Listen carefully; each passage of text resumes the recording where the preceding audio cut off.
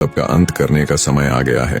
रात हुई तो शहजादी के महल के चारों तरफ कड़ा पहरा लगा दिया गया। कदम कदम पर शाही सैनिक अस्त्र शस्त्रों के साथ चौकन्ने खड़े थे। खुद बादशाह भी भेष बदलकर गश्त कर रहा था। पर तभी अचानक शहजादी के महल से हृदय चीर देने वाली चीख सुनाई दी। बादशाह आनन फानन में भागा भागा शहजादी के कमरे में दाखिल हुआ। देखा तो शहजादी जमीन पर पड़ी हुई है और उसका पूरा शरीर नीला पड़ गया है। तुरंत शाही वैद्य को बुलाया गया। जब वैद्य ने राजकुमारी को चेक किया तो उसके होश उड़ गए। कांपती आवाज में बादशाह से कहा, माफ करे हुजूर, शहजादी अब इस दुनिया में नहीं है। किसी जहरीले सांप के काटने से वो मर चुकी है। बादशाह के ऊपर तो जैसे मुसीबतों का पहाड़ टूट पड़ा। वो दहाड़े मार मार कर रोने लगा। बेटी, तुम मुझे छोड़ के नहीं जा सकती। तुम्हारे बिना मैं भी अपने प्राण त्याग दूंगा। पूरे महल में चीख पुकार मच गई। तभी वजीर की नजर वहाँ रखी एक कुर्सी पर गई जिसके ऊपर बादशाह का शाही ताज रखा हुआ था। वजीर बोला, माफ करना हुजूर, ये सही समय नहीं है। पर ये सब किया धरा उस चोर का ही है। वो ही यहाँ पर किसी जहरीले सांप को छोड़ गया और आपका ताज भी रख गया। शहजादी के मौत के गम में बादशाह पूरी रात रोता है। सुबह हुई तो रस्म अनुसार शहजादी बानो को दफनाया गया। शहजादी के गम में पूरे नगर की आंखें नम थीं। हर जगह एक अजीब सा सन्नाटा पसरा हुआ था। शहर की सभी दुकानें बंद थीं। हर कोई शहजादी के लिए दुआ कर रहा था। अगले दिन बादशाह जब शहजादी की समाधि पर फूल चढ़ाने गया तो देखा शहजादी की कब्र खुदी हुई थी। शहजादी का पार्थिव शरीर कब्र से गायब था। ये देख बादशाह को बड़ा भयानक सदमा लगा। अपने होशो हवास खो वो जमीन पर गिर पड़ा। वजीरों ने जब उस पर ठंडे पानी से छिड़का किया तो उसे होश आया। पर बादशाह अब भी अपने हवास में न था। वो सबकी तरफ ऐसे देख रहा था जैसे वो किसी को जानता ही न हो। 4 दिन के इलाज के बाद उसका होश ठिकाने आया। बादशाह को इतना गम शहजादी की मौत का भी न था जितना उसकी मैयत गायब होने का था। उसने दूसरे राज्यों से स्पेशल जासूसों की पूरी टुकड़ी बुला ली और शहजादी की मैयत का पता लगाने को कहा। शहर के चप्पे चप्पे में अब जासूस फैल चुके थे। पर उन्हें क्या पता था शहजादी का चोर तो कब का मुल्क से बाहर जा चुका था।